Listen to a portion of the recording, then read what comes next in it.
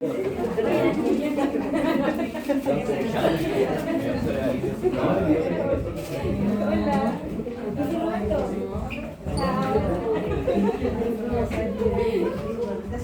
juntaron los dos grupos de clínica.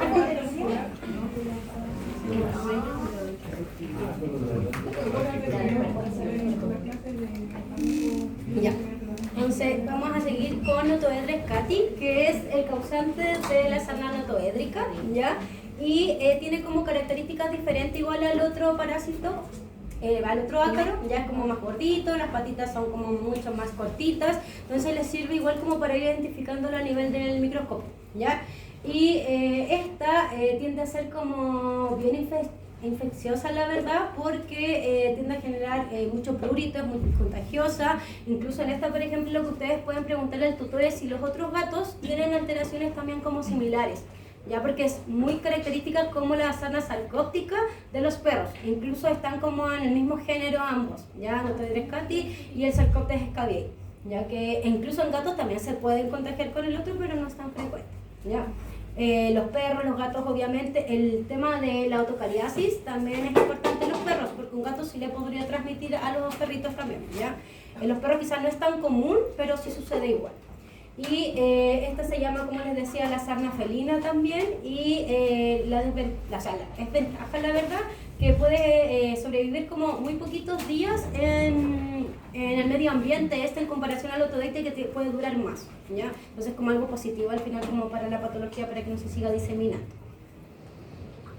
Los signos clínicos, a diferencia del anterior, que era como más a nivel de pabellón auricular interno-externo, ya con esta secreción, estas son lesiones más como costrosas, ya que principalmente empiezan a presentarse como a nivel de las orejas y después empiezan como a empezar a ampliarse a la carita, a los párpados, por ejemplo. Entonces, si ustedes notan, es una presentación diferente a la anterior, ¿ya?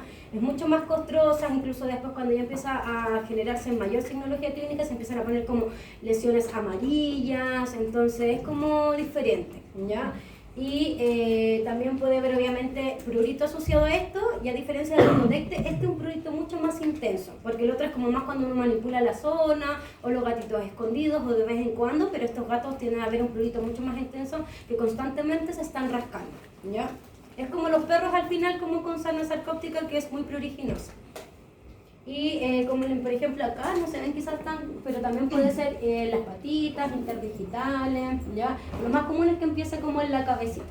Es difícil que encuentren quizás solo a nivel de extremidades y no en cabeza, ¿ya? Porque siempre inician principalmente en las orejas.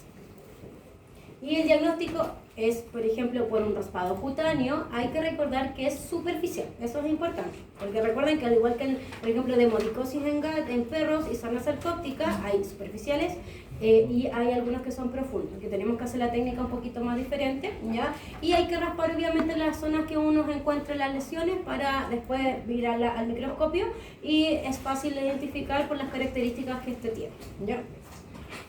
La demodicosis felina, hoy en día recuerden que ya no se llama sarna demodésica, ya tanto en perros tanto en gatos, porque no genera alguna, no es como zoonótica, no genera alteraciones en otros pacientes. Bueno, acá en gatos hay una diferencia dependiendo del Demodex, ¿ya? Y podemos ver Demodex cati y Demodex gatoi. También se describe que hay otro Demodex que como que no tiene nombre, pero en otra literatura y en otros papers también encontré como que le decían Demodex felis, ¿ya? Pero los más comunes son estos dos primeros que les decía, cati y gatoi, ¿ya?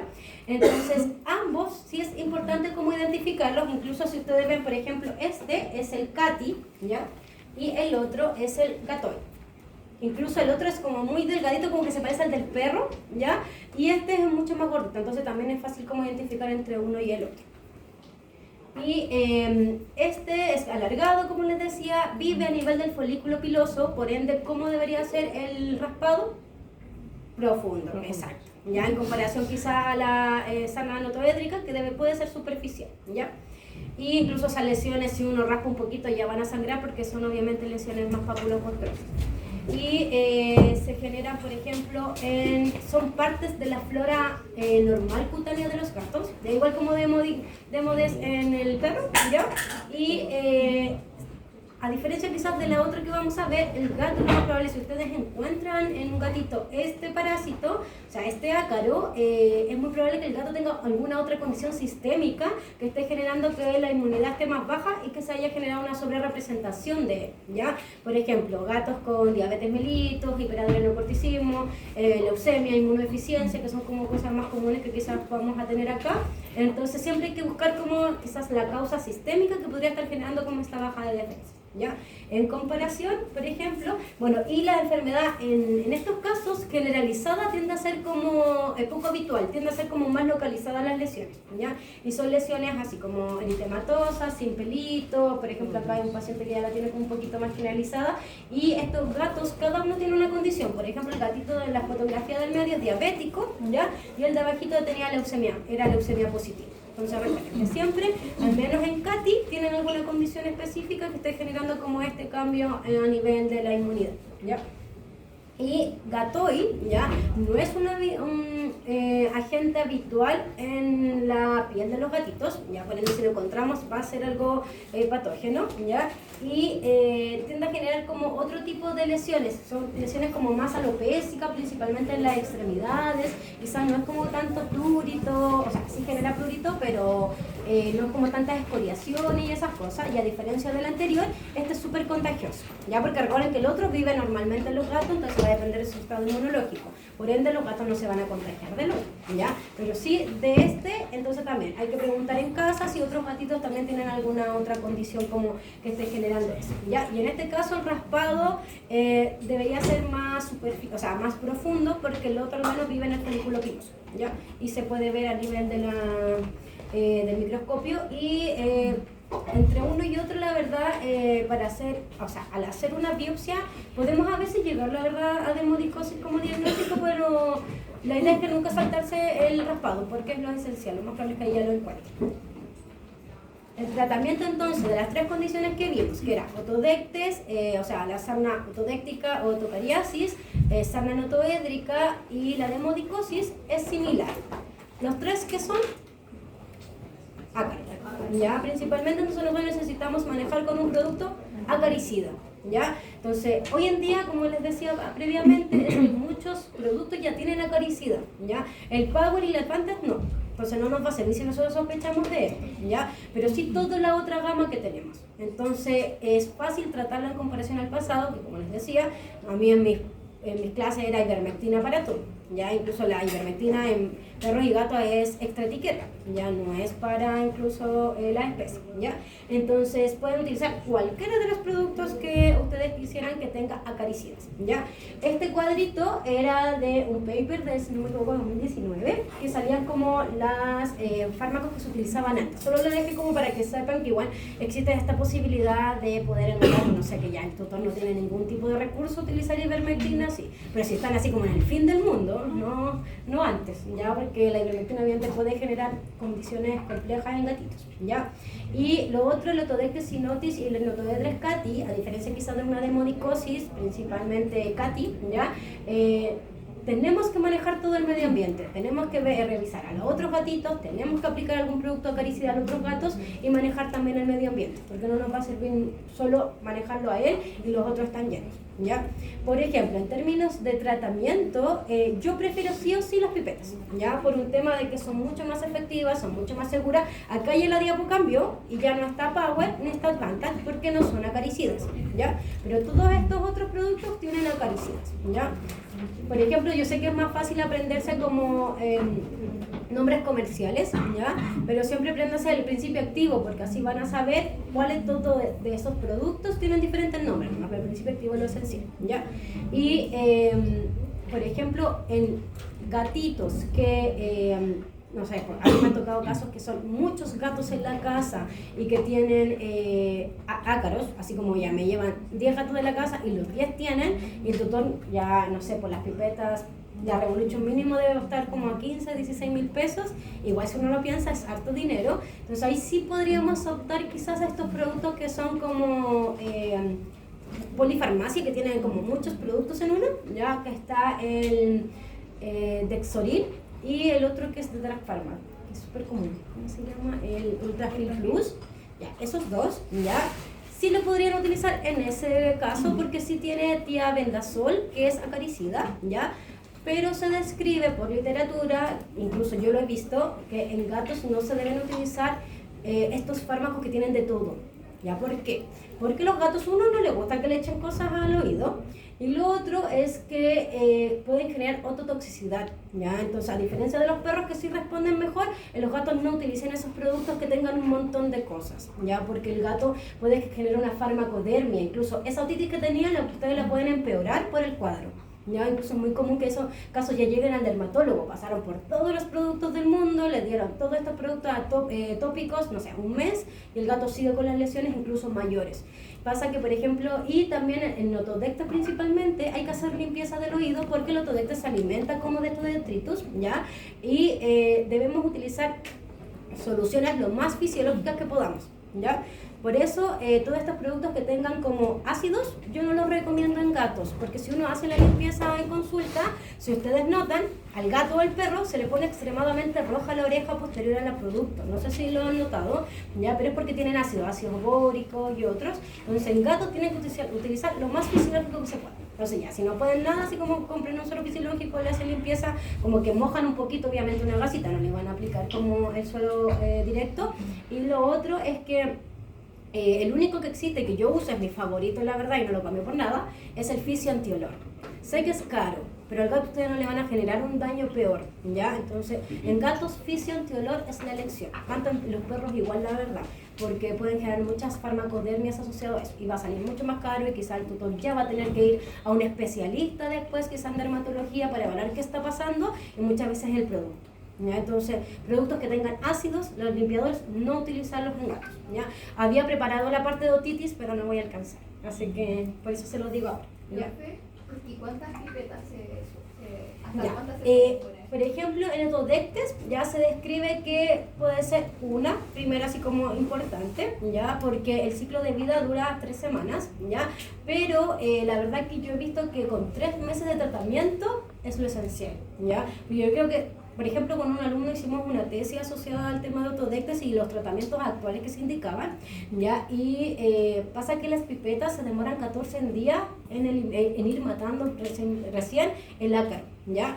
Incluso yo encontré como 5 papers que hablaban de las isosaxolinas de uso de perro, ¿ya? Por ejemplo, se utilizaba, si no me equivoco, simpárica, ¿ya? En estudios in vitro. Y los gatos no morían, ya, porque eran dosis asociadas para los gatos, y el ácaro moría en 48 horas. Era mucho más efectivo, sí, pero nosotros no tenemos ese chance netamente por un tema extra etiqueta, que si pasa, el gato se muere, nos van a echar la culpa a nosotros porque ese producto no era para gatos. Pero de verdad que hay muchos estudios que hoy en día se indican, y la otra vez estuve buscando como en otros países si habían, y vi que Credelio existía en otros países, ¿ya? En comparación para gatos. En pastillas, en comparación acá que nosotros no tenemos ninguna pastilla, ¿ya?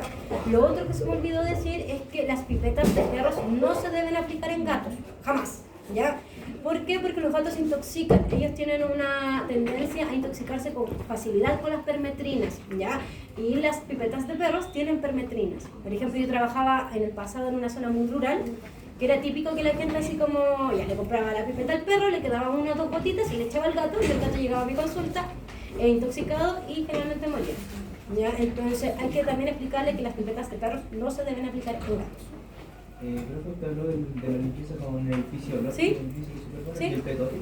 Ya, el petotic tiene ácido bórico, Sí, pues, ¿ya? ácido Entonces lo que yo les comentaba es que los gatos generan muchas farmacodermias, hay productos que tienen muchas cosas, y el ácido principalmente que genera eritema, te genera irritación, entonces el gato ya le incomoda, ya le duele, entonces si tú le aplicas eso, la verdad que es peor.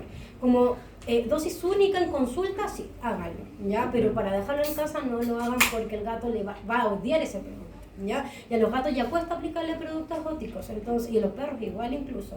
Entonces la idea es que sea lo más fisiológico que puedas, ¿ya? Sí, y yo no uso la verdad, yo uso así como, por ejemplo en Melipilla tenemos el Otiflex, ya, que ahí me carga porque los gatos odian el olor, que a todo pasa a la sala, pero es lo que hay como en ese momento. Es horrible, sí, pero es lo que tengo en ese momento. Pero yo para la casa es Fisio Antiolor. Si pueden o no pueden, y obviamente le puedo dejar como otras opciones, pero tiene que ser eso, ya, porque si no van a quedar un daño mayor al gatito que quizás era muy simple lo que tenía. Ya ahí están, como les decía, las otras pipetas y ya cambié las otras porque las otras eran solo para pulguitas, en cambio todas estas son acaricidas, ¿ya? Y son demasiado efectivas. Lo otro importante es que tienen que respetar la dosis según el peso, obviamente, y el tiempo que dura. La única que dura 90 días es Bravecto, ¿ya? Igual ahora está la Bravecto que dura un mes incluso, pero no sé si de gato. Sí. El perro sí es cierto, pero de gato parece que todavía no. Sí. Diga. ¿Van a continuar con el prurito hasta que vea efecto de la caricia? Sí, muchas veces incluso el prurito desaparece como a las 2 semanas. Sí, como que va disminuyendo hasta ya desaparecer. Y lo que demora más en desaparecer son las secreciones. Ya, eso se demora más. Por eso yo digo que lo que yo he visto, como que con 3 meses de acaricidad andan muy bien a nivel ya de erradicar completamente los ácaros. Y después ya el tutor le puede explicar que ya le puede aplicar como una pipeta normal, ya, porque igual estas son mucho más costosas en comparación a las otras. Ya. Y si ya terminó el tratamiento con la pipeta, ya le puse 3. ¿Ya? Y después le puedo volver a aplicar. Sí, sí, se puede. Cada un mes. Sí, sí se puede. Incluso mucha gente ya usa como de rutina estos fármacos porque son súper buenos. Dígame. ¿El collar Isabetina se usa durante esas 2 semanas? Yo en general lo utilizo dependiendo del caso, ¿ya? Porque yo soy muy reacia a collar isabelino como en gatitos, porque como se estresan más, obviamente se van a generar como otra alteración. Entonces, si no hay como una lesión severa, por ejemplo, no tenemos como esas lesiones de cabeza, cuello que vimos al inicio, que eran como muchas escoriaciones y todo, la verdad es que no lo recomiendo, ya es como al inicio. No lo requiere. Y el tratamiento, o sea, el pronóstico es favorable, la verdad. Ya solo va a depender de lo mismo que ya hemos conversado, que si los otros gatitos, por ejemplo, le aplican algo, porque es súper común que tengan muchos, ¿ya? Y del tratamiento como los 3 meses sí o sí, porque yo ahí siento que recién ya el paciente ya no tiene ningún tipo de signología clínica. Y la desventaja como de Otodectes, uno, que es demasiado prevalente y muy frecuente en la clínica diaria, ¿ya? Y lo otro es que en muchos lugares se pasa, o los tutores se olvidan, no, ¿para qué? Y después llega el gato con otro hematoma. Entonces ahí hay que hacer como esos truquitos de que el hematoma es más caro que comprar la pipeta, ¿ya? En términos como de dinero, a mí me gusta más el Bravecto, porque si uno piensa sale más económico que estar comprando, no sé, 3 Revolution, por ejemplo. Y ahí le explico y muchas veces acceden a comprar de una el Bravecto. Y se olvidan del tema hasta 3 meses después, que la idea es revisar. Yo siempre tiendo a revisar como a las 2 semanas y después al mes de ese segundo control, para evaluar cómo va el paciente. Y siempre es muchas veces un hallazgo, como que a mí no me han llegado estos casos como severos, ya, pero yo creo que también existen. Ahora vamos a pasar a otra parte que quizás en los gatos no es tan frecuente como en los perros, ¿ya? Pero la desventaja es que en los gatos muchos patrones son similares, ¿ya? Entonces lo vamos a saber como muchos patrones como cutáneos son similares asociados a distintas condiciones, ¿ya? Y son las hipersensibilidades o el síndrome atópico felino, ¿ya? El síndrome atópico felino tiene como engloba patologías que son respiratorias, digestivas y cutáneas, ¿ya? Entonces, nosotros ya vimos una que era la hipersensibilidad a los alimentos, obviamente eso ya no la vamos a pasar ahora, porque recuerden que generaba signología gastrointestinal, ¿ya? Y también generaba cierto porcentaje de alteraciones cutáneas, ¿ya? Y también tenemos el asma felina, que vamos a pasarlo obviamente en la parte de respiratorio, ¿ya? Porque es una enfermedad súper frecuente en los gatitos incluso, y es ya obviamente una condición que genera tos esporádicas en los pacientes, e incluso pueden llegar a generar disneas severas que el paciente puede llegar a hospitalizarse, incluso hasta fallecer, ¿ya? Entonces, ahora no lo vamos a ver, solamente lo dejé anotadito porque, para que sepan que cuando uno habla de síndrome atópico felino, pueden ser estas 3 causas, esas 2, y esta que es el síndrome de piel atópica felina, ¿ya? Entonces, cuando, por ejemplo, si no sabemos muy bien qué tiene el paciente, obviamente tenemos que ir descartando como algunas otras condiciones, ¿ya? Este es un síndrome cutáneo, inflamatorio y que genera prurito en el paciente, ¿ya? Y se genera asociado, por ejemplo, a diferentes patrones cutáneos. La desventaja es que se correlacionan también con los anteriores. Si son los mismos signos cutáneos, incluso en estas condiciones pueden estar todos, ¿ya? Porque los otros, por ejemplo, la dermatitis y las pulgas era, o sea, sí, la dermatitis y las pulguitas era más la dermatitis miliar, por ejemplo, ¿ya? El otodectes tiende a ser como más cabeza-cuello, ¿ya? Como que hay algunos más prevalentes que otros, pero en este pueden generar cualquiera de las reacciones cutáneas que le mostré al inicio, ¿ya? Por eso incluso las puse como al inicio y no como entre medio, porque si no las iba a seguir repitiendo constantemente, ¿ya? Pero para que lo tengan como en consideración. Y esta, a diferencia de las otras condiciones, que era un agente que estaba generando la situación, es una respuesta exagerada de inmunoglobulina E, ya frente a cualquier tipo de alérgeno, medioambiental, por ejemplo, alimentario o cutáneo en general. En términos de la edad, la verdad que no hay como una edad exacta que se podría desencadenar, ¿ya? Pero se describe que es más de pacientes jóvenes, ¿ya? Por un par de meses hasta aproximadamente los 5 años. Pero es como el promedio en relación a muchos estudios que se han hecho. Ya no es algo obviamente certero al 100%, porque, insisto, todo el tema de estudios depende de la geografía que uno lo haga, de las razas predispuestas, de todas esas cositas, ¿ya?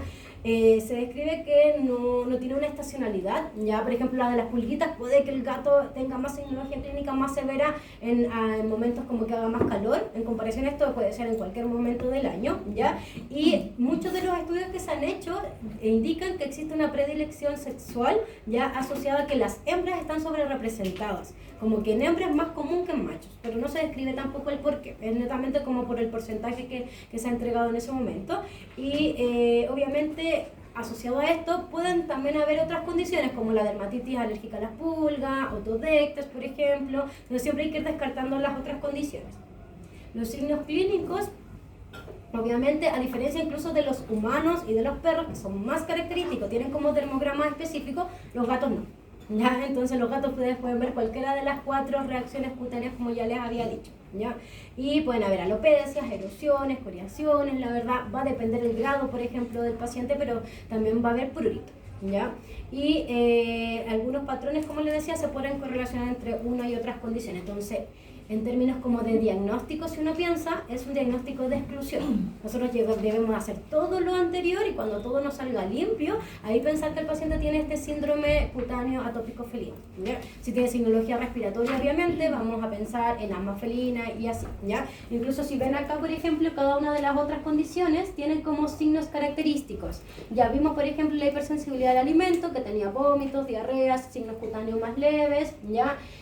Pero el síndrome atópico tiene estas características, ya que decía que son diferentes patrones de lesiones, que ya es lo que conversamos al inicio.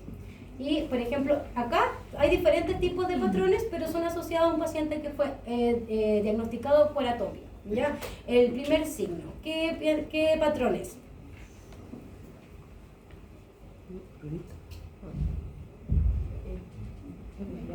Claro, sí, dermatitis miliar. Recuerda que son como muchos granitos y muchos puntitos en una zona, ¿ya? El segundo de estas reacciones cutáneas, que teníamos 4, ¿cuál es? ¿Qué patrón es? ¿En qué zona está localizada? Sí, cabeza, cuello. El último. Ya, pero ¿qué tipo de lesión? ¿Cuál era la que yo decía que siempre estaba también asociada un poquito de dermatitis miliar? La alopecia autoinducida, ya asimétrica, si ustedes ven como que está en la zona, ya. La de acá arribita se ve como un bonito de lejos. Sí, una úlcera indolente, súper, ¿ya? Y acá hay como otros patrones, si ven también de cabeza a cuello, acá por ejemplo están en los flancos, si no me equivoco, sí, ¿ya? Y también hay placas, ¿ya? Placas eosinofílicas, donde se puede generar de cualquier forma, ¿ya? Entonces esa es como la desventaja de los gatos en comparación a los perros, ya que pueden ser todo. Entonces es más complicado, entonces pues hay que juntar sí o sí el historial, la anamnesis, porque los gatos, o sea, los perros, yo siento que el dermograma muchas veces es más claro, ¿ya? Y no se generan estos patrones. Yo nunca he visto, insisto, un perro incluso con úlcera indolente. Esto es de gato, ¿ya? Entonces el diagnóstico, como ya les había dicho, es recabar una excelente anamnesis, evaluar todo, por ejemplo, cuando empezó el cuadro, qué alimentos ha comido, porque hay que ir descartando todo lo otro, incluso quizás vamos a tener que hacer como una dieta de exclusión para evaluar si es eso o no. Incluso a veces cuando son estos pacientes atópicos también nos sirven estos productos alimentarios, por ejemplo de proteína hidrolizada o de una proteína novel, porque también baja un poco la signología clínica al final, porque ya no está como tan sobre representado la defensa del sistema inmune, ¿ya? Y los signos clínicos, como les decía, son similares entre cualquiera de las otras condiciones y siempre hay que ir descartando las otras situaciones porque es un diagnóstico de exclusión. ¿ya? Tenemos que hacer todo lo otro. Por ejemplo, si yo les pregunto en la prueba, ¿cuál es el diagnóstico de esta condición? Es de exclusión. Tienen que hacer muchos otros exámenes para llegar ahí, ¿ya? Y también hay algunos test de alérgenos, la verdad, pero yo he visto como que acá en Chile hay dermatólogos que lo usan, pero hay otros que no lo indican, entonces, no sé, la verdad, ahí como que estoy en la duda, pero a nivel internacional sí lo utilizan en algunas otras partes, pero se describe porque esos test son asociados a los alérgenos que están en ese lugar, en ese país. En comparación nosotros, como son test de otras partes, pueden ser alérgenos que acá ni siquiera los tenemos, generan como alteraciones en los pacientes, ¿ya? Acá les dejé un cuadrito que lo que indica, por ejemplo, es acá, ya son como criterios diagnósticos de esta condición. Antes también se llamaba que era como hipersensibilidad no asociada a la picadura de la pulga, ya, porque obviamente es otra condición que siempre tenemos como que descartar. Siempre en este paciente tenemos que pensar, preguntarle a los tutores si obviamente está desparasitado o no, porque si no hay que empezar como con eso, ya. Y por ejemplo los patrones son similares, solo que van cambiando como la estacionalidad y el tiempo y todas esas cositas, y se describe que por ejemplo si estos criterios, por ejemplo, se cumplen 5 en el paciente de estos 8, ya quiere decir como que el diagnóstico en un 75% puede ser sensible asociado a lo que ustedes sospechan, ¿ya? Y en relación a esta otra tablita que suma como otros componentes, se describe que aumenta incluso más la sensibilidad que el paciente podría llegar a tener esta condición, ¿ya? Pero insisto, es de exclusión, entonces ahí les sirve como para ir evaluando. Y acá dejé como, dependiendo del patrón, lo mismo que estaba como al inicio también, algunas condiciones que podrían generarlo, pero también se correlacionan ambas, ¿ya? El tratamiento, la verdad como ya es algo más complejo, ya tenemos que empezar a pensar que tenemos que adicionar algo tópico y algo sistémico en la mayoría de los pacientes. Lo tópico la verdad nos ayuda como a mejorar la calidad de la piel muchas veces, ya más que obviamente a evitar la condición de la atopia en sí. Y lo que, por ejemplo, tenemos estas pipetas, ya que están estas marcas, la Laviderm y la Allerderm, que nos ayuda como a mejorar las condiciones del pelaje, ¿ya? Y en pacientes que tienen atopia ayuda mucho como a que los signos clínicos no sean tan severos o que si hay una recaída no sea tan complicado, ¿ya? Y también en vez de utilizar muchas veces, por ejemplo, si es algo puntual, un corticoide sistémico, podemos utilizar el corticoide de la hidrocortisona a nivel de spray, ¿ya? Por ejemplo, si es una lesión en las orejitas, se puede utilizar y tiene evidencia científica que es súper buena, incluso al nivel de evitar como corticoides sistémicos, ¿ya? Pero si es un cuadro muy complicado, obviamente, quizás esto lo pensamos más cuando ya el paciente ya se haya generado como una mantención de la signología clínica, ya no está tan complicado y ahí podemos como ir dejando estas cositas, ¿ya? Pero quizás si llega el momento que hay mucho prurito, que hay muchas lesiones, quizás sí vamos a tener que dejar obviamente corticoides sistémicos, ¿ya? También se podrían dejar antihistamínicos, pero se describe que su efectividad es como del 30%, es muy bajita, ¿ya? Y la que tiene como más evidencia que puede servir en gatos es la clorfenamina. ¿Ya? Entonces podríamos utilizarlo como en estos casos, por ejemplo, no sé, si nos llega un gato que es diabético, obviamente no le vamos a dar corticoides, ¿ya? O si un gato que tiene hiperadrenocorticismo, tampoco le vamos a dar corticoides, quizás podemos intentar con antihistamínicos y como les decía, el que tiene como más evidencia que funciona un poco, porque los perros igual no funcionan mucho, ya es la clorfenamina. Ahí les dejé como las dosis de distinto, pero la clorfenamina es como la más que se indica, ¿ya? Y la parte como sistémica, obviamente lo que más utilizamos son los glucocorticoides, ya vía oral, porque el otro era un corticoide también, pero tópico, ya que es la hidrocortisona. Tenemos la prednisolona, ya que ya habíamos comentado que obviamente en gatos se utiliza más prednisolona que prednisona, ¿ya? Y la dosis es a 1 o 2 miligramos kilo, una vez en el día. Y también está la metilprednisolona, que también se utiliza en gatito, es de uso esa de humano, uno la puede conseguir, ¿ya? Independiente de cuál sea, hay que recordar que los corticoides no los podemos utilizar para siempre. Ya no podemos dejarle toda la vida a un gato prednisolona. Lamentablemente los tutores a veces sí lo hacen porque piensan que es la forma, pero después se empiezan a generar otras alteraciones concomitantes asociadas a eso, ¿ya? Y hay que ir, obviamente ir bajando la dosis, ¿ya? Para que el paciente no vaya a generar como estos efectos adversos, hay que ir siempre bajando la dosis y hay que ir evaluando cómo el paciente responde a esas dosis, ¿ya? Si el paciente, ustedes van bajando y va respondiendo bien y no hay como una severidad mayor de los signos clínicos, podemos mantener esa dosis, pero también podemos dejar otros fármacos, ¿ya? como la ciclosporina o también el apoquel, ya que a pesar que el apoquel no está indicado para gatos, sí se puede utilizar en gatos porque ya se han hecho estudios, ¿ya? Pero también sería como un uso extra etiqueta, ¿ya? Y la prednisolona, como ya les había dicho en clases anteriores, no se utiliza en gatitos netamente porque los gatos no tienen una conversión adecuada desde prednisona a prednisolona. Entonces tenemos que pasarla directamente en la prednisolona, ¿ya? Entonces, podría, sí, puede incluso en algunos generar efectos, sí, pero son más leves, ¿ya? Porque tiene una baja biodisponibilidad.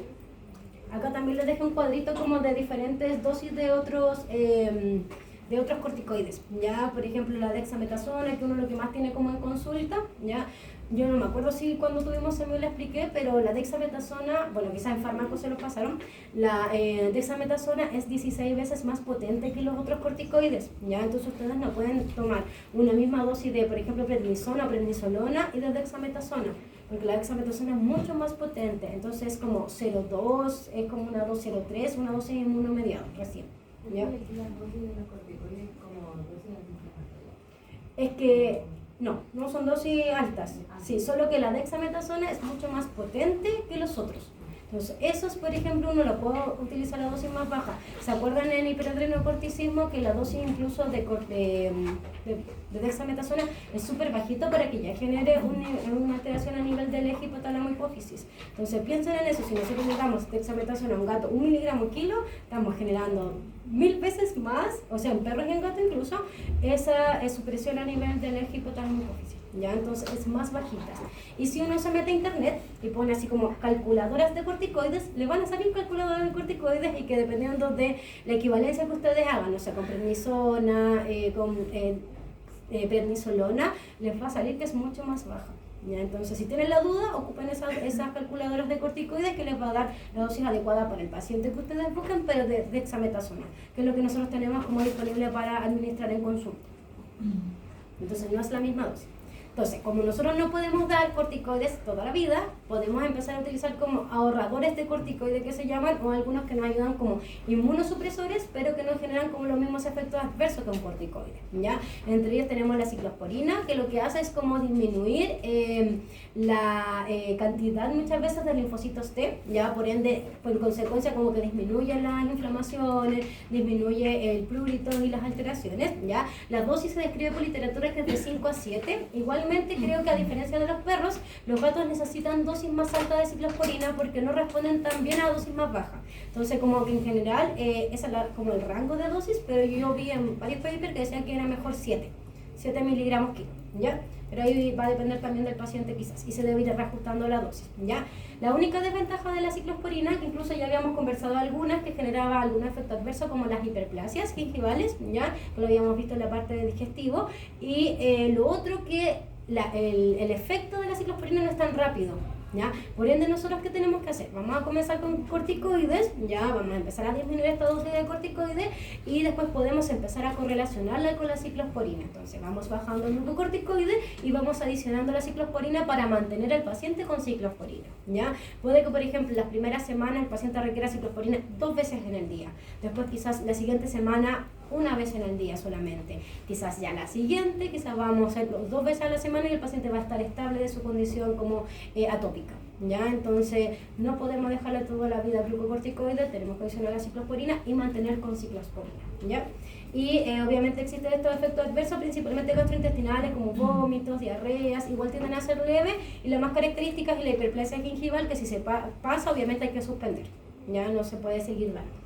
Y viene un paper que decía que si uno como que, no sé por qué, no salía el por qué, solo explicaban, que si uno la refrigera como la cápsula de ciclosporina no generaba tanto efecto adverso.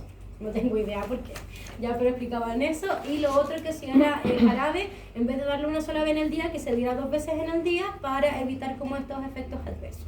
Lo otro que la ciclosporina es un poco complejo porque no podríamos nosotros administrarlos en gatos outdoor, ¿ya? Por un tema de que los gatos outdoor podrían llegar a tener quizá en algún momento, o pueden tener el agente de toxoplasma en su cuerpo, porque recuerden que la toxoplasma solo genera como en el gato signología en un momento de la vida y después silenciosa, ¿ya? Como que al final está como dormida la condición y si nosotros damos ciclosporina, bajamos el sistema inmune, se puede reactivar, ¿ya? Entonces se recomienda no utilizarla en pacientes que uno como que no ha testeado para toxoplasma y pacientes que sean positivos a leucemia inmunodeficiencia tampoco se recomienda, ¿ya? Entonces, pensando como en ese contexto, que nosotros como Chile tenemos lamentablemente muchos gatos leucemia positivo, inmunodeficiencia, toxoplasma no sé, porque yo creo que no se han hecho estudios todavía, ¿ya?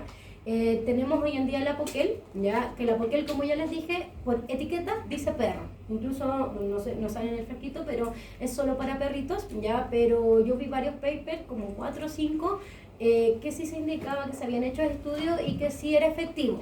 La única desventaja en comparación al perro es que el perro sí responde mucho mejor que el gato. Yo creo que netamente porque fue algo probado ya para el perro, ¿ya? Quizás hasta las dosis son diferentes en gatos porque hay poquitos estudios, pero ya hay alguna como evidencias en algún momento ustedes lo tienen que utilizar, obviamente ya algo con evidencia científica, no es algo que a mí se me ocurrió, ¿ya?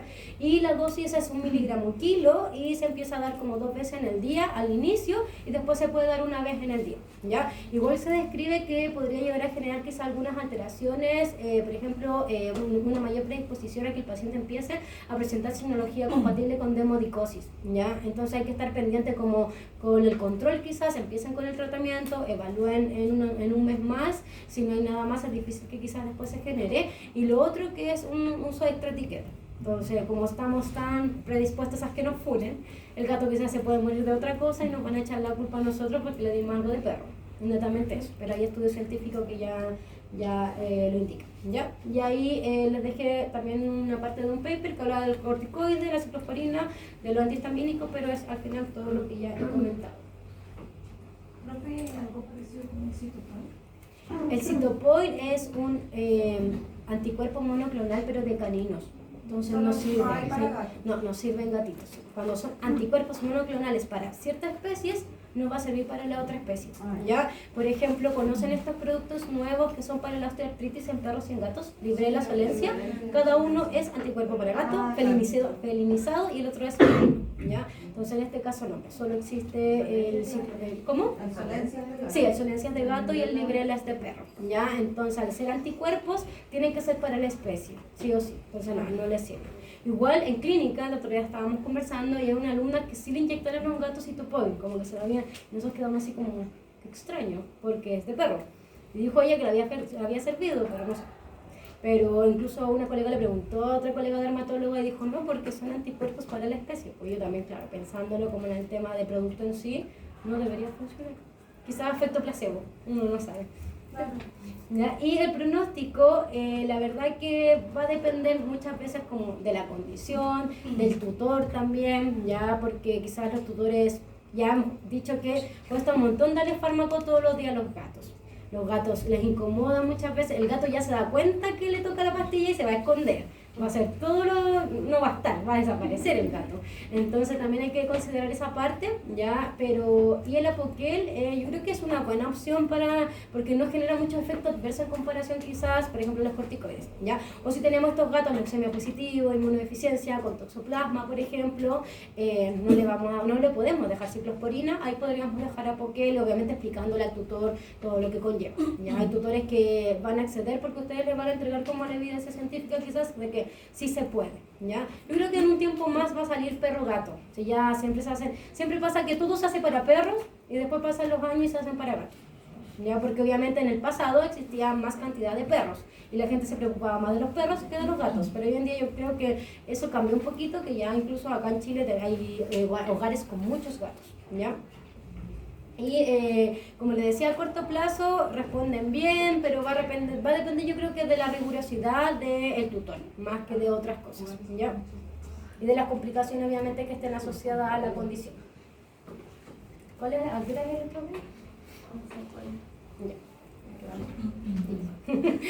Ya. Otra condición que van a ver mucho en clínica, incluso muy común en gatitos chiquititos, es la dermatofitosis o coloquialmente llamada... No, apriétalo otra vez. Ahí, coloquialmente llamada tiña, ya que incluso tiene un potencial zoonótico, ya que incluso los tutores llegan con las lesiones a la consulta y el gato no tiene nada. Y una vez al inicio, yo no sabía, me equivoqué. Ya llevaba como 6 meses trabajando y dije, no, los gatos no tiene nada su gato. Y no es así, pues hay que hacer obviamente otro examen, hay gatos que son incluso que no tienen ninguna signología clínica, porque todos los tutores tenían lesiones, yo no debe ser el gato, debe ser otra cosa, ¿ya? Pero sí, yo me equivoqué en esa oportunidad, ¿ya? Y es una lesión fúngica, o sea, el agente etiológico es fúngico, ¿ya? Es un hongo, y el más común que se genera es el Microsporum canis. Existen otros también, pero es el más frecuente tanto en perros y tanto en gatos que generan la condición, ¿ya? La prevalencia, la verdad, se describe que es alta y que en cultivos, por ejemplo, de Estados Unidos, entre el 4 al 10% que los pacientes tienen hongos, ¿ya? Solo que lo representan de diferentes formas. Pueden ser algunos pacientes, ahí les voy a mostrar como los tipos de pacientes, ¿ya? Y la etiopatogenia, lo más importante es recordar que los pacientes se pueden contagiar obviamente de hongos, pero requieren un trauma en la piel previo, ¿ya? Porque si no, el hongo no alcanza como a pasar a la zona como dañada, ¿ya? Porque obviamente la piel tiene capas de defensas y tiene mecanismos de defensa que obviamente si está adecuadamente no va a llegar a generarse como una signología clínica, ¿ya? Entonces por ese motivo, por ejemplo, hay que empezar a recabar información si es odor, porque al ser odor salen hacia afuera, si viven con otros gatitos porque entre ellos se arañan, se rajuñan, entonces también son microtraumas, o si el gato obviamente se está, por ejemplo, rascando constantemente, ¿ya? Acá es importante también preguntar si el gato está desparasitado externamente, porque si tiene pulga, puede tener prurito en algún momento, se puede rascar y obviamente se pueden generar estos microtraumas, ya que son cosas que obviamente no ven. Entonces no es como que cualquiera se puede contagiar, sino que tiene que tener como esta condición de base, ¿ya? Y se describe que el periodo de incubación es como de 2 a 4 semanas de la patología, pero igual puede empezar a generar antes ya signología clínica al paciente. ¿Profe? ¿Sí? ¿A qué se refiere con microtraumas? Son, es que cuando ellos se rascan, por ejemplo, que nosotros no vemos nada, ya son como lesiones más microscópicas. Ah, ya. Sí, y requiere eso para que se genere la condición. Ya por eso es esencial como en el tratamiento, aparte de los antifúngicos, el gato sí o sí tiene que estar con antiparasitarios externos, para que obviamente no haya prurito asociado, por ejemplo, a las pulguitas, ¿ya? Y los factores de riesgo son similares quizás a otras condiciones, por ejemplo, contagiosas. Los gatitos jóvenes, principalmente porque yo creo que por la inmunidad que ellos tienen, ya, dependiendo también, por ejemplo, si los encontraban en la calle, yo he visto muchas historias de que los encuentran en bolsas, ya la gente llega y para que se mueran los gatitos los dejan botados así, y los gatitos muy viejitos que tengan alguna condición de base o, por ejemplo, estrés fisiológico. ¿Ya? Entonces también, si por ejemplo un gatito tiene, no sé, alguna enfermedad de base, hiperadrenocorticismo o cualquiera, la verdad, enfermedad renal, sus defensas obviamente no van a estar lo mejor y después desencadenar mayormente esto, alteración. Sí, obviamente está en contacto directo con un otro paciente que tenga la condición, ¿ya? Porque hay pacientes que pueden tenerla, pero que no presentan ninguna signología clínica. Eso es como lo complicado en esta situación. Y las limitaciones también, por ejemplo, otros factores pueden ser aquellos gatos que pueden estar enfermitos o con osteoartritis, por ejemplo, que a veces no se quieren acicalar ciertas zonas, ¿ya? Porque el acicalamiento es como un mecanismo protector también de ciertas cosas. Pero si lo dejan de hacer, también puede ser como perjudicial en relación a la presentación del cuadro. Y lo otro, los microtraumas, como ya les había comentado. Los signos clínicos pueden ser variables, pueden ser localizados o pueden ser generalizados. Generalmente en la mayoría de los gatos al inicio empieza siendo localizado, ¿ya? Y tiene otra característica que las lesiones tienden a ser como redonditas, ¿ya? Y escamosas, ¿ya? Incluso la mayoría tienden a tener como esta forma de presentación. Entonces si ustedes ven como una lesión única, redondita, escamosa, es muy probable obviamente que sea una dermatofitosis, ¿ya? Y pueden tener alopecias obviamente generalizadas, puede haber también hiperpigmentación porque se pone como más purita la piel, ¿ya? En comparación quizá a las otras lesiones que si es que no es crónica la lesión, ahí recién se empieza a generar como hiperpigmentación, hiperkeratosis como los perros, ¿ya? Y también existe otra presentación que es rara, que no la agrega acá porque ya era mucho, ya que son los pseudomicetomas, que son como bultos, como nódulos, ¿ya? Y que uno puede pensar como en algo neoplásico y uno le hace, no sé, por el cultivo, por ejemplo, una histopatología y se observa que son hongos, ¿ya? Entonces ahí también son los casos menos. Yo he visto uno que fue para el diplomado que una colega mostró, pero yo no he visto más, yo siempre he visto como esto. Y en estas fotitos todas son localizados, se observa, ¿ya? Tienen como estas características redondeadas, escamosas y que son como más oscuritas la piel. Por ejemplo, en esta está un poquito más oscurita la piel y en esta igual. ¿Ya? Y puede ser como en cualquier parte, realmente es como en la carita. Grises, ¿no? Sí, sí, son como más grises, pero no son como la misma característica cuando tienen como hiperpigmentación o hiperkeratosis asociada a una cronicidad del cuadro, ¿ya? Y como les decía, se puede presentar como de diferentes formas. Primero está la infección simple. El gato, ustedes le hicieron, por ejemplo, no sé, pues le hicieron el cultivo, salió positivo a Microsporum canis, pero el gato tiene una inmunidad adecuada, ¿ya? Entonces no tiene ninguna condición de base, no está enfermo, lo pasa maravilloso en su casa, tiene los 5 pilares adecuados, ¿ya? Y él no presenta signología clínica. No tiene nada. O si presenta, es leve y con el tratamiento va a responder súper bien, ¿ya? Tenemos lo otro que es las infecciones complicadas, que ya son quizás lesiones mucho más extensas, mucho más, por ejemplo, que llevan mucho tiempo y que quizás no han podido recuperarse, y ahí muchas veces puede ser porque obviamente puede haber otra alteración generando esa condición como de inmunidad, ¿ya? Y muchas veces se describe que son como estos gatitos que no responden adecuadamente al tratamiento, pero es netamente ¿por qué? Porque quizás solo están dando antifúngico y no están dejando nada, ninguna indicación para la condición de base. Entonces como complemento ambas cositas. Y los otros son aquellos que son solo portadores, ¿ya? Pero que y pueden tener cultivos positivos, pero obviamente no tienen como ninguna signología clínica asociada al cuadro, ¿ya?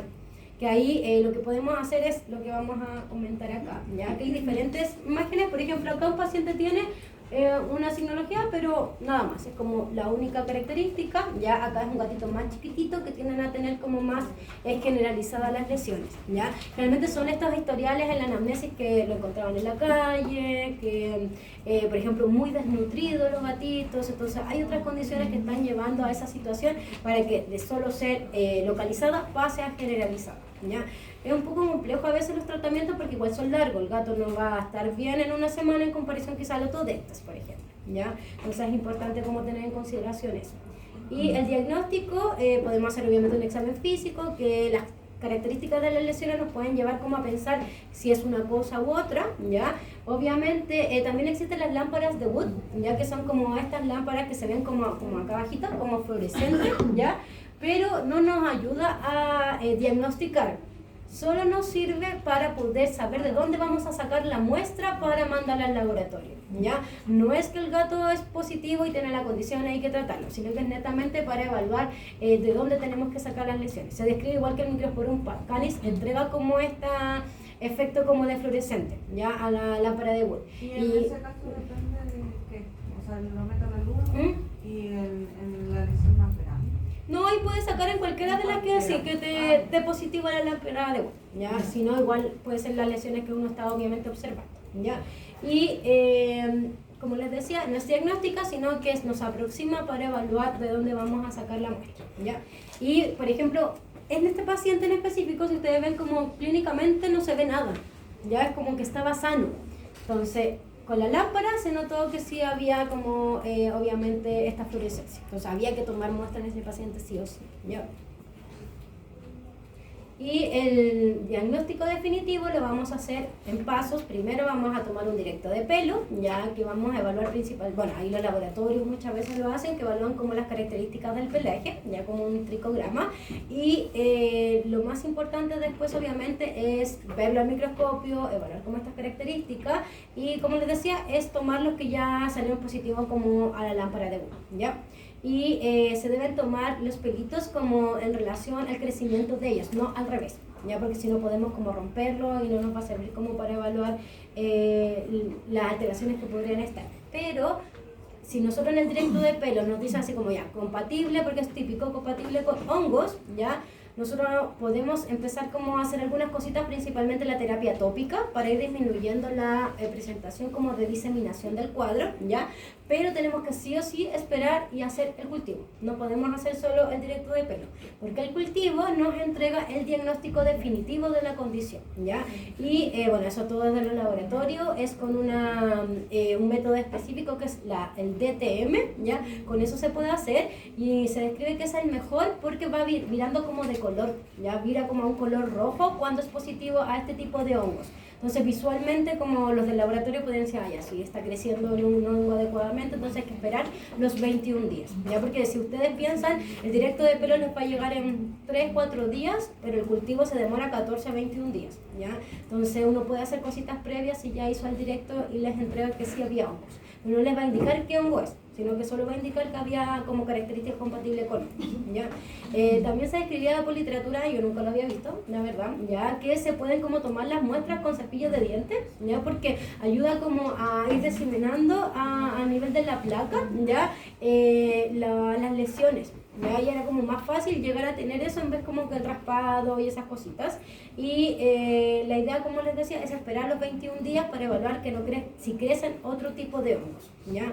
Por eso en general creo que en 14 días nos mandan, 14 a 21 días mandan los resultados de los cultivos. Entonces, ahí al tutor hay que explicarle que el diagnóstico definitivo no lo vamos a tener, pero sí podemos adelantar algunas cositas, principalmente la terapia tópica, ¿ya? Si en el directo de pelo les sale que tiene hongos, pueden iniciar con una terapia tópica en el paciente, ¿ya? Porque acá ¿ya? Y lo otro importante es recordar que igual esta enfermedad es autolimitante. ¿Qué quiere decir eso? Que si no se trata, el paciente puede mejorar solo que se demora aproximadamente 70, 100 días, decía la literatura, pero incluso muchas veces lo que yo hacía cuando llegaban estos gatitos pequeñitos, mientras no podíamos hacer los tratamientos, les dejaba como multivitamínico, mejoraba la calidad de alimento y de verdad que la simbología iba disminuyendo. No era que desaparecía, pero al menos no iba generalizándose, que al final ese es como el objetivo al inicio cuando nos llegan estos casos que no pueden acceder inmediatamente a los exámenes, ¿ya? Y el tratamiento nos ayuda obviamente a que la condición no se generalice y que no vaya empeorando, y se describen como estos conceptos que el plan de tratamiento consiste en estas 5 cosas. Ya el confinamiento del paciente, la limpieza del ambiente, ya el monitoreo de la condición y la terapia tópica y sistémica. La idea es que uno cuando tiene estos pacientes la realicemos todas. El confinamiento no creo para mí tanto porque un gato guardado en una parte se va a estresar y el estrés obviamente va a desencadenar que se generalice más. A baños. Sí, a baños. Sí, es que si son chiquititos, si uno los acostumbra de muy chiquititos, se dejan. Recuerden la primera clase, al gato, si nosotros lo sociabilizamos, es muy probable que sí se deje y sea feliz en el baño, ¿ya?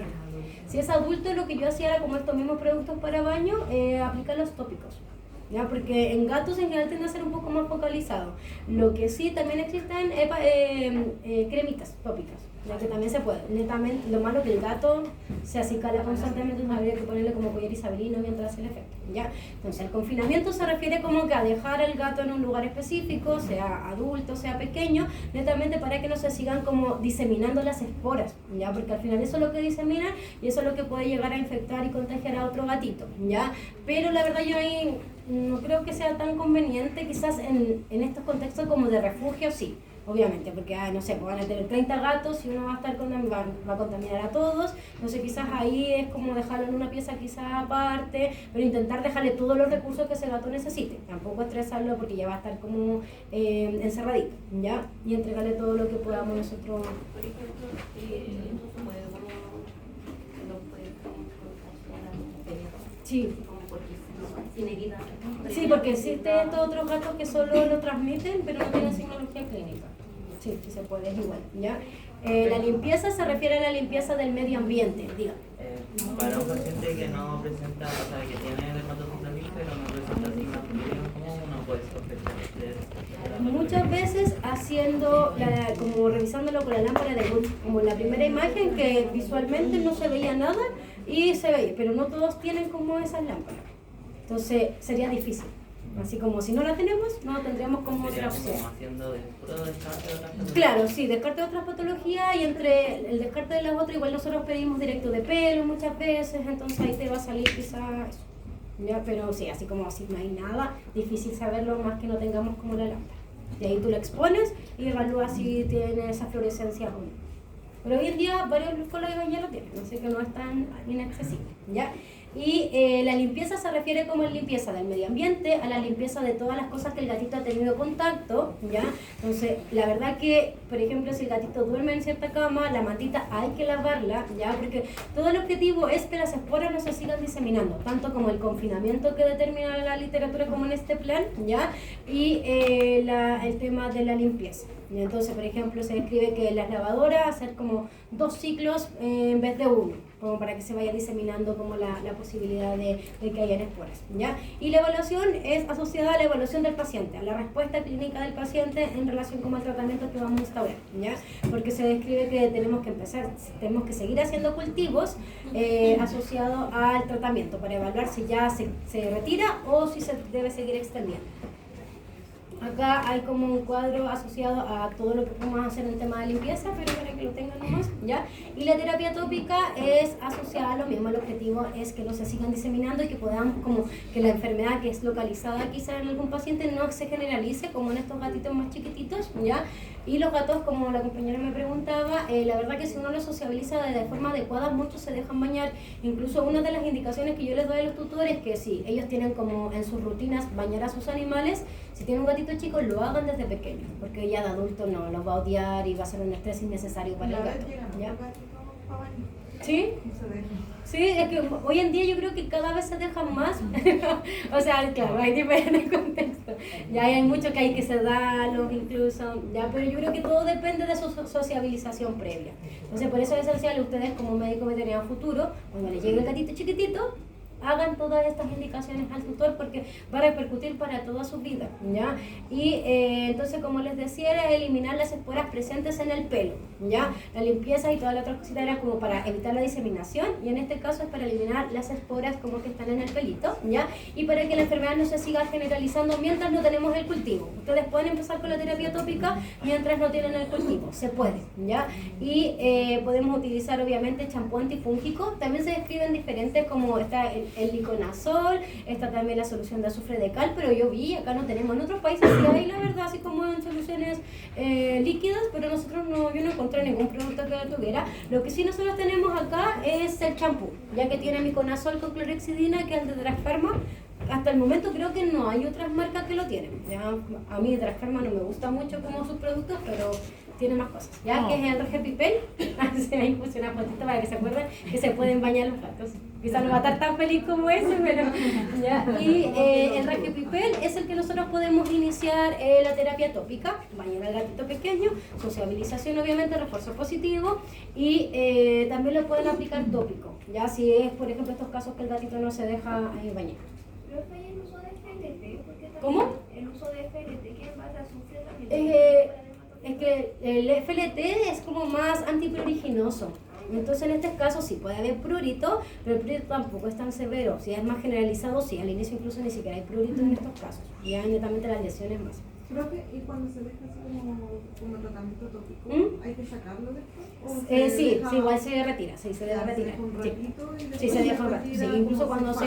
Sí, exacto. Y en el baño obviamente dice que se debe esperar, incluso el prospecto dice como 5 o 10 minutos y en la literatura yo encontré que era más de 3 minutos. Porque el gato yo no creo que aguante tanto tampoco como 10 minutos con el producto.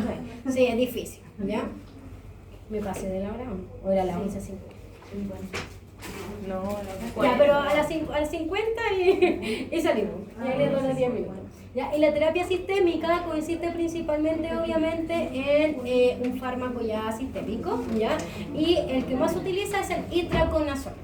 Ese se debe utilizar en gatitos porque los otros no están indicados, ya incluso el ketoconazol, por ejemplo, que de uso humano tenemos incluso, pero los gatos no responden muy bien y generan efectos adversos. Entonces el itraconazol es el que debemos hacer y se describe que podemos hacer una terapia de pulso. ¿Qué quiere decir eso?